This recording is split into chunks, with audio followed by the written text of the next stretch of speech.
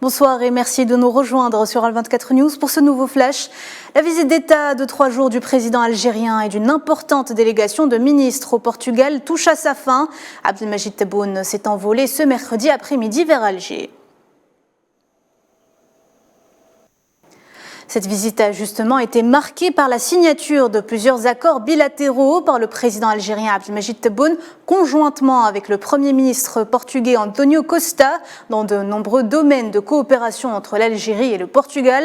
De leur côté, le chef de la diplomatie algérienne Ahmed Attaf et le ministre de l'économie et de la connaissance, des start-up et des micro-entreprises Yassine El Mehdi Walid ont tous deux procédé avec leurs homologues portugais à la signature de mémorandums portant sur le renforcement de la coopération bilatérale. Abdelmajid Tebboune s'est d'ailleurs entretenu avec le chef du gouvernement portugais António Costa dans le cadre de sa visite d'État à Lisbonne au niveau de la primature portugaise en présence des membres de délégation des deux pays.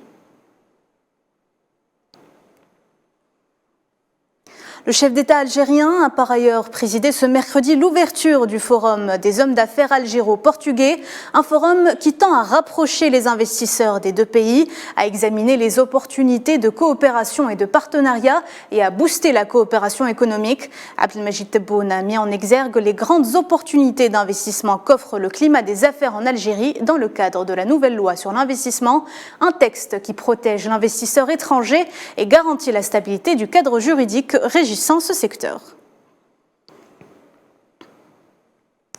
Toujours depuis Lisbonne, le président algérien a fait l'annonce officielle de la tenue durant le deuxième semestre de l'année 2023 du sommet bilatéral algéro-portugais, affirmant avoir convenu avec son homologue portugais Marcelo Rebelo de Sousa de faire de 2023 une année charnière pour la relance des échéances bilatérales majeures.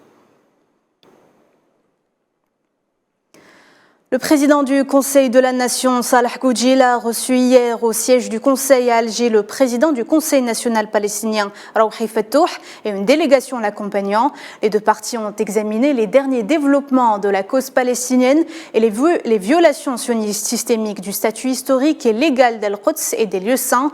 Cet entretien a permis de réaffirmer la volonté des deux parties et de renforcer la coordination et la concertation dans le cadre des groupes d'amitié parlementaire. On reste en Algérie. Les recettes de la fiscalité pétrolière ont enregistré une forte hausse durant le premier trimestre de l'année 2023. Elles ont atteint les 1300 milliards de dinars. Selon la Direction générale des impôts, la fiscalité pétrolière a augmenté de 38% par rapport aux 3 premiers mois de 2022. Et on ouvre le dossier libyen avec la tenue ce mercredi en présence de l'envoyé spécial des Nations Unies pour la Libye, Abdoulaye Bathily, de la réunion du groupe 5+5 et du comité militaire conjoint pour la première fois à Tripoli.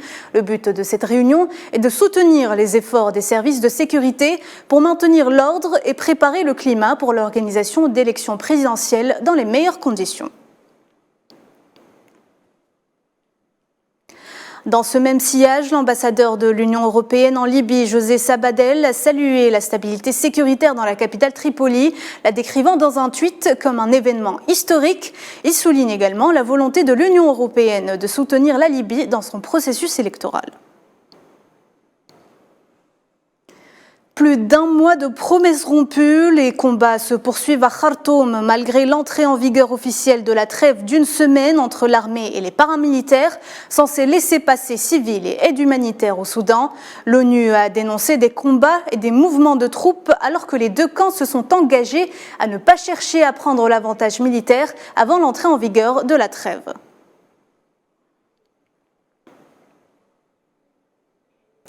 C'est la fin de ce point de l'actualité. Merci de l'avoir suivi. On se retrouve à 19h pour le journal de la rédaction.